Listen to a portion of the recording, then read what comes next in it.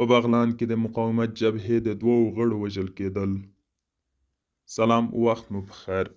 پام وکړئ د نن ورځې تازه خبر ته. په بغلان کې سرچینې وایي چې د طالبانو په کمین او د مقاومت جبهې له ځواکونو سره په نښته کې د دې جبهې یو قماندان او یو بل غړی وژل شوی دی. په بغلان کې د ملي مقاومت جبهې سرچینو جمعه د چنګاښ پر 8مه ویل چې قماندان عبدالصمد چې په قماندان حمزه مشهور و، د خیر محمد په نوم یو کس په ګډون له 2 نورو کسانو سره د نهرین کوهګدای سیمې ته د طالبانو پر وړاندې د عملیاتو لپاره تللی و چې د طالبانو له کمین سره مخ شول.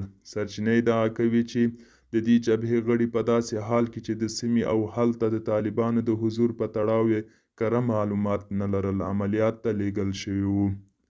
د دې سرچینې د معلوماتو له مخې د جبهې نظامي قماندان او د تیر حکومت د پوځ لوی درستیز قدم شاه شهیم او د ډیر ټینګار سره د دغو عملیات امر ورکړی و. سرچینه د دغې جبهې د غړو د مرګ ژوبلې مسؤل شهیم بولي، ځکه د سیمې او هلته د طالبانو د حضور د څرنګوالي په تړاو له مطالعې پرته امر کړی چې دغه قماندان د طالبانو پر وړاندې عملیات ترسره کړي. خو قدم شاه شهیم د دې تور په اړه څه نه دي ویلي. سرچینه ادعا کوي چې د شهیم د تیروتنې په پایله کې تیر کال په بدخشان کې هم د جبهې 2 غړي وژل شول.